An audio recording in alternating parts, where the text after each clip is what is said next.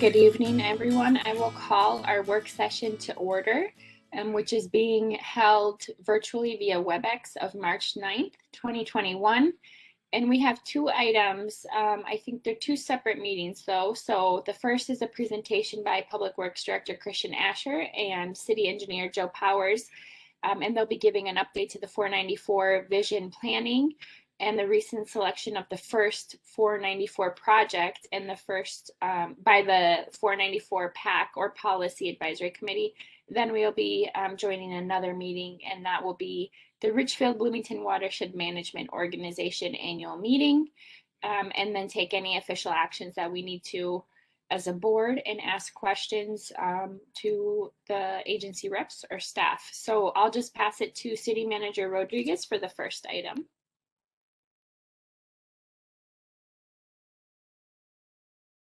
Thank you, Mayor. I'm actually going to have Public Works Director Christian Asher start us out today.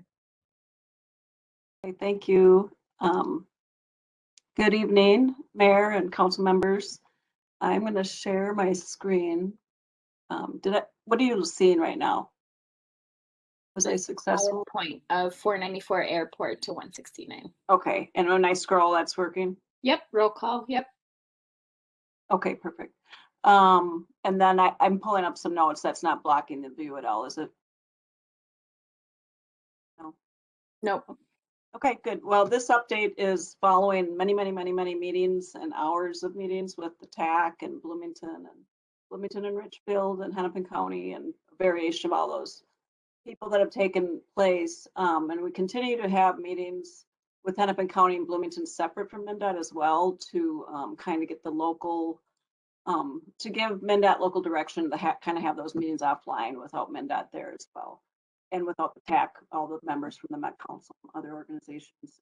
But tonight I'm going to do a quick overview of the last PAC meeting. I pulled out a few slides, but I left most of the content there so everybody had that, because this is all good information in this PowerPoint. And then kind of where we've come since the PAC meeting in February and where we're at. And then Joe Powers, our city engineer, is going to cover. It's actually a refresher and overview of the stormwater thing that had come up at the PAC meeting. Where's the stormwater at? So we'll just provide an update. It's the same as what was presented at the WMO meeting last year. So nothing has changed. It's a good refresher. And Andrew Latoya had presented that. He's our MnDOT West Area engineer last March. And then, so everything's included. I'm going to move pretty quickly through here. So just give me a holler if you have any questions. Just fine. This is just who's on the PAC. Included for your information. I'm going to the vision and implementation plan. This was all developed by the TAC and presented initially to the policy group at their December meeting last year. And this was an entirely new effort that followed the June 2020 PAC, where MnDOT's Project A was presented. And then the PAC gave them direction to go back and really to reassess their process to include safety and equity in their decision making for the project. And this new criteria, and you'll see safety and equity included in these lists of criteria, really help to determine what will most benefit the users and the surrounding community in those two factors specifically. And then the other criteria was included in that first selection, so they carry that forward in a sense.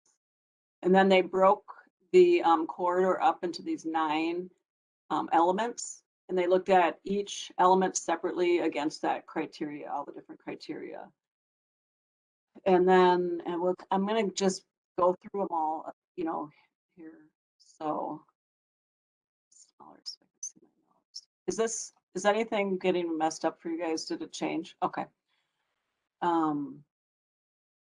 Let's see.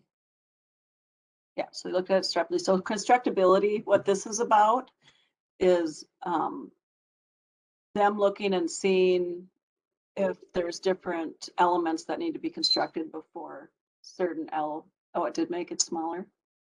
Okay, thank you. Like for instance, we'd have to do 7 before they could do the impasse lanes because they got to replace all those bridges. So what elements need to be constructed in a certain order? That's what this criteria was looking at. And so they have them outlined here, which really 5 can be done independently. These 2 should be together. You know, these are the min pass lanes in either direction, things like that. It's pretty self-explanatory. And then operations and safety.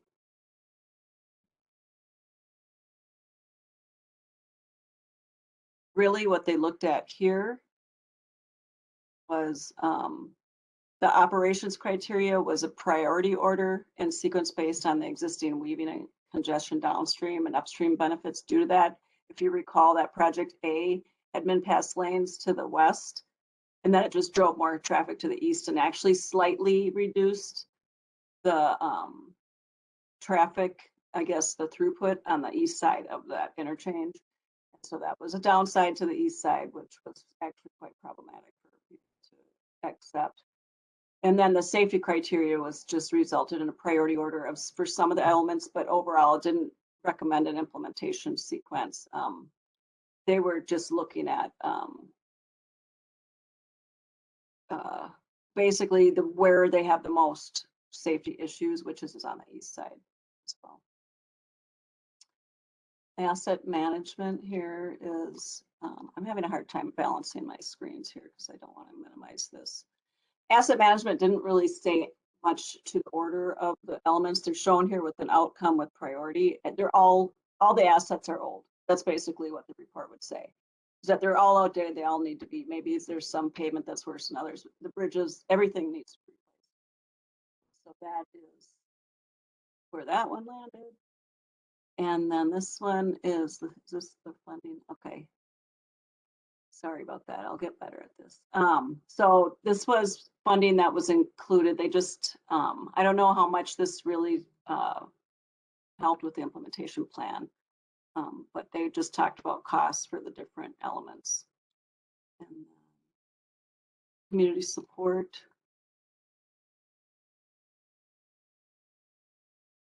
Based on, so actually the different coalitions like 494 Corridor Commission and 35W Solutions Alliance, this has always been a top priority for them. That comes through.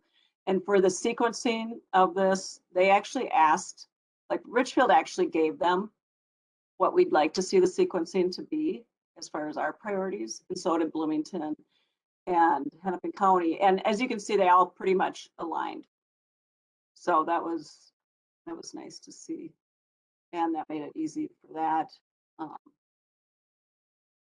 then the equity, it was decided that they would have 2 sub-criteria there. And I wasn't in on these discussions early on, but proximity to the environmental justice communities and then operations were the 2 criteria that they looked at. And by taking into consideration the proximity to the what they call environmental justice communities, the project team agreed that element 7, which is bridges, and 5, which is 82nd Street interchange, and that grade separation, were a priority for the reasons because they include the connectivity of bikes and all and kind of the off system movements. And then the improved operation, they thought that the communities would also see an improvement due to just the reduction, delay, and congestion on the corridor itself. And so when they balanced all that stuff together, this was the order in which they decided the projects made sense. This was elements 3, 4, and 7, and these maps are helpful because you get 3 and 4 is the min pass just to the west, or from 35W to 100. And then 7 is the access reconfiguration between Nicollet, Portland, 12. And that would include the underpass, obviously. That wouldn't work without the underpass. And then they moved to element 6, which is the railroad bridge. And that is also needed in order to get these min pass lanes underneath here. 8 and 9 would be the min pass east of the interchange underneath those new bridges. And then 5, 1, and 2 are the min pass further out to the west, as well as that 82nd Street bridge. And I know I'm going really fast. I do want to kind of show this one at least. So I've included them all in here. I know you guys, but just for information, this is the first project. So this is the detailed drawing where you can see like these min passes included here, east of or west of the interchange, but it's expansion 4 min pass. My understanding and my thought, maybe Joe, if you have a different understanding, is that these are expanded for the interchange, this flyover to work, but it wouldn't be min pass on the day of opening. I think it's an expansion to make it work, and then they wouldn't actually convert these to min pass lanes until the whole system is built out through the whole vision. Kristen, I'm sure that we've had a specific conversation with MnDOT, but that does seem to be correct. That's my understanding of it. Yeah, with the way they word it here, it makes it seem like that's what it's for, but it wouldn't make any sense to me to have this be min pass from here to here. And maybe it would, but I don't know. But this is kind of the detailed drawing. I don't know if I can pause here to see if there's any questions on this first project that maybe I can answer. Kristen, I just had a quick question about Second Avenue. Is it assumed that would go away in exchange for Chicago, or is that going to remain? It just says existing bridge, but it looks like it's not part of this project. That's a good.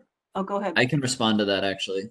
Councilmember Hafer earlier, I actually had a conversation about this just the other day with Hennepin County and Bloomington. So we probably do need to confirm with MnDOT, but our understanding was that at this time, the Second Avenue Bridge doesn't need to be expanded to accommodate those min pass lanes. So their intent is to just leave it in place at this time.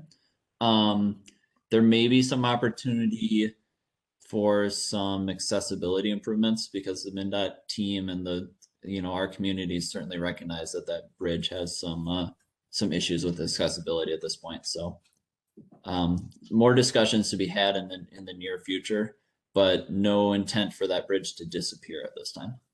Okay, well, I'm glad to hear it's not going to disappear. The accessibility is the reason I ask about it, of course.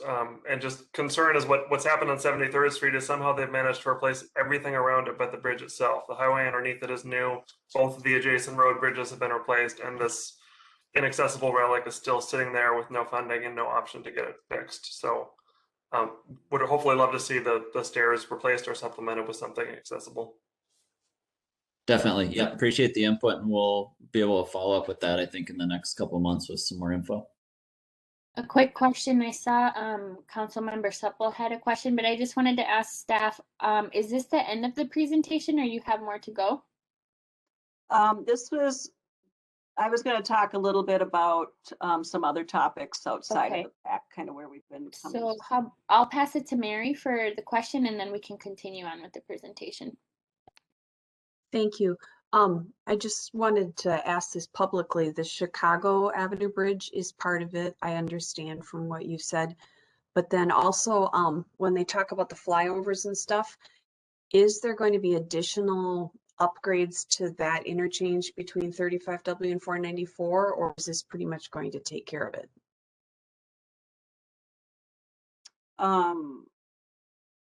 What specifically? What you're talking about near the interchange here? The interchange. So, in the past, they've talked about upgrading the interchange. Is this completely upgrading the interchange, or will there be more of a project later? Right. Yeah, actually, that's a good question. This vision right now includes phase 1 of that interchange, the long-term interchange.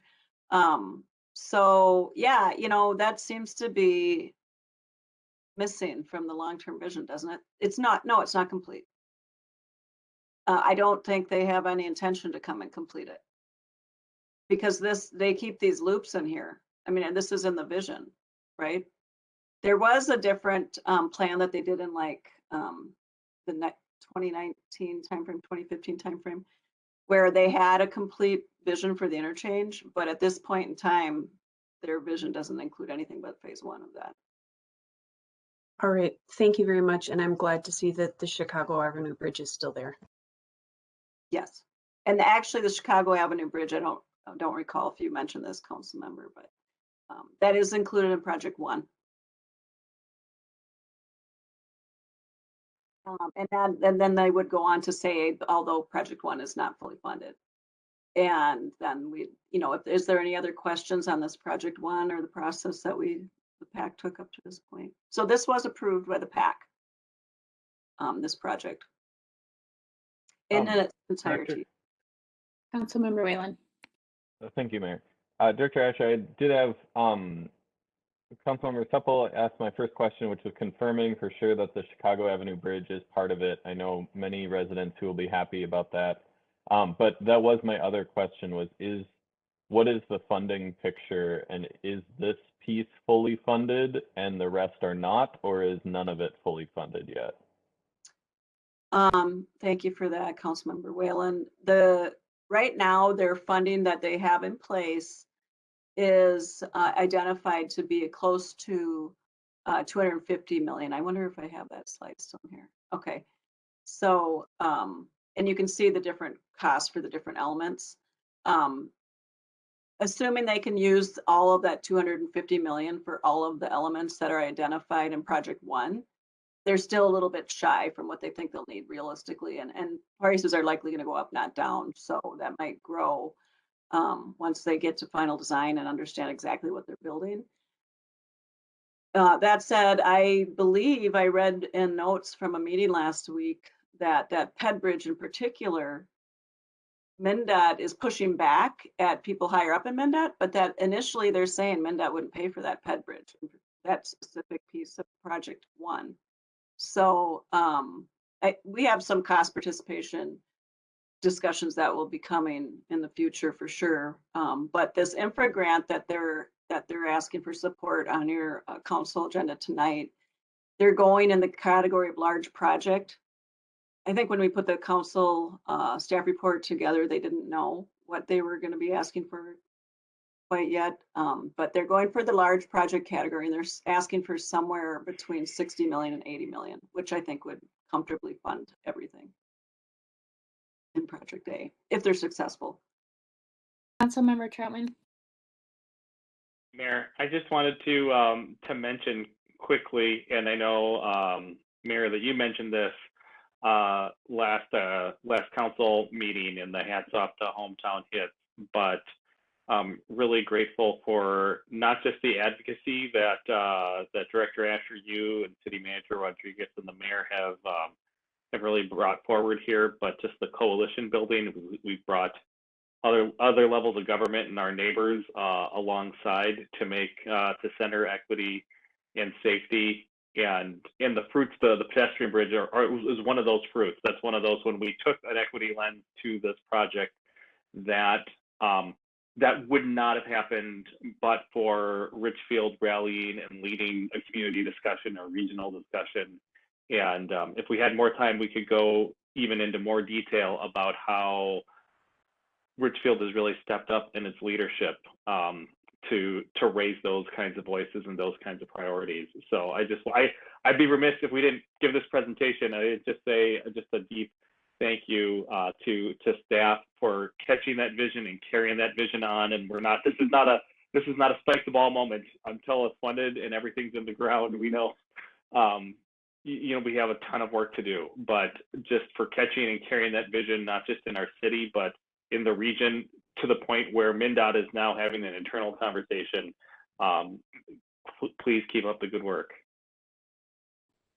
Thank you for those comments, Councilmember Troutman. Our staff has done an exceptional job in really keeping MnDOT accountable and supporting its elected officials to keep moving forward. And there's been really big, tangible, generational impacts because of that are positive.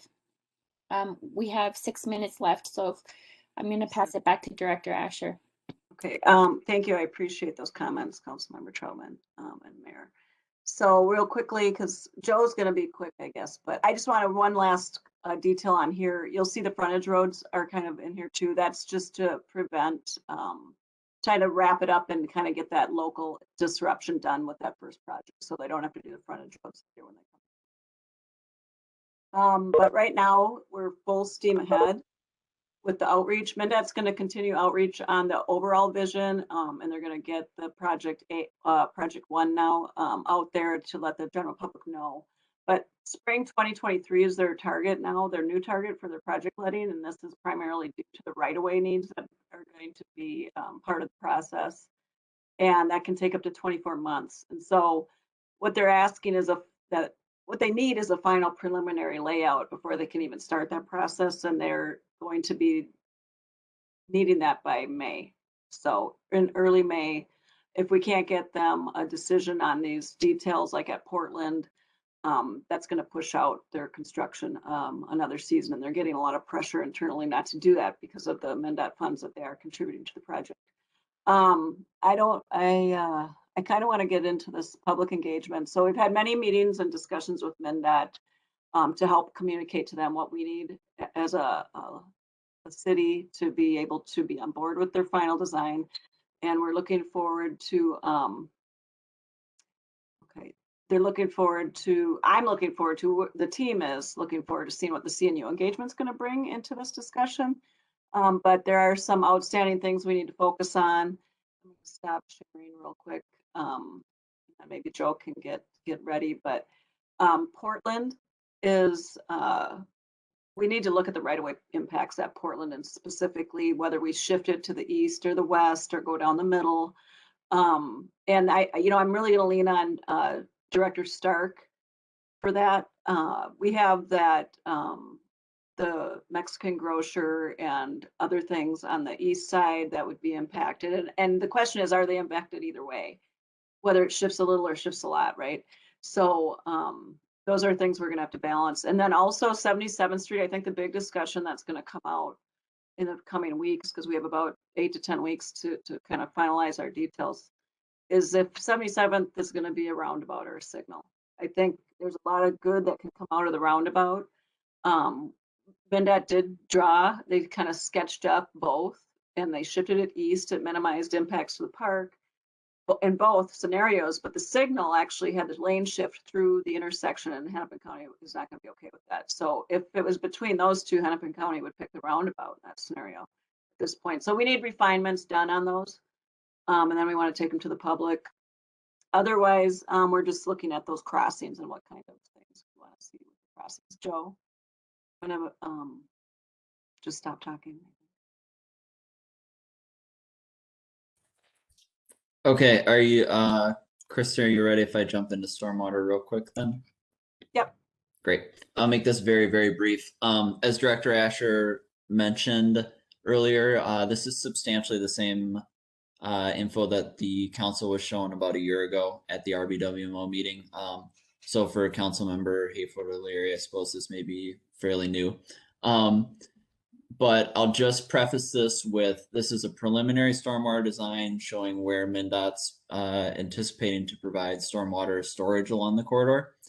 I'll go through the areas in Richfield very quickly. We are going to be getting into more detailed discussions with MnDOT imminently. We have a meeting scheduled with staff on Thursday of this week. And to date, we haven't had those detailed stormwater discussions. So this is very, very high level, just to show you where MnDOT is intending to place their storage. And I think the most important thing to note here is that as of right now, the MnDOT design is keeping all of their stormwater storage within existing right-of-way limits. So they don't anticipate acquiring any additional right-of-way for stormwater. So just very, very quick. Zoomed in here, this is the 35W interchange. The light blue areas indicate a wet stormwater pond, so a pond that would hold water generally at all times. And the pink areas are dry infiltration basins, so they'll be wet during and after storm events. And then those areas would drain and infiltrate, so they're generally dry. So kind of the pretty consistent along the corridors. They're trying to use the loops inside interchanges and ramps as much as possible within their right of way for stormwater storage.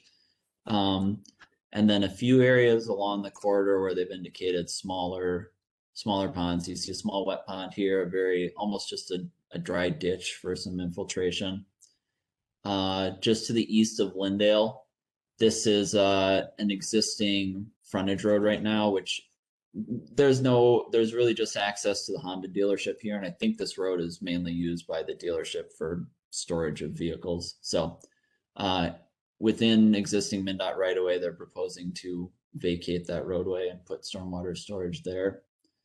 As we move further east at Nicollet, the existing ramps you can see right here are going away with the interchange reconfiguration, and they'll be putting wet ponds plus these pink kind of outlines here are underground stormwater storage structures.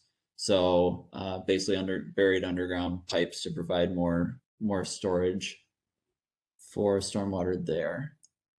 Moving further to the east, this is Portland. No substantial stormwater anticipate around the Portland interchange due to, well, the interchange is going to be there, so they're pretty much taking up all the right-of-way with roadway improvements.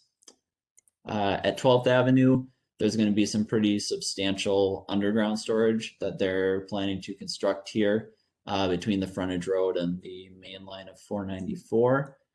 And then lastly, for Richfield, a couple of wet ponds in the Highway 77 interchange loops. And the pink areas you see here are underground filtration systems. So they don't infiltrate into the ground, but what it does is there's a granular layer that water will travel through before it drains into the regional storm sewer system. What that does is just helps to provide some water quality treatment that's coming out of these ponds before this water goes to the storm sewer system and ultimately onto the river. So very quick update. I think we're over time. Happy to answer any quick questions. Otherwise, more detailed info on this upcoming in the next few months.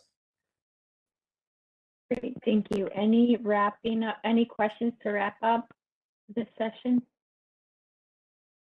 All right, I will say thank you so much to our staff for the tremendous amount of work and leadership on this. It's been a ton of work and it's been paying off. So thank you for that to our staff, and we look forward to having an update soon, and hopefully it goes in the directions we continue to push for our community.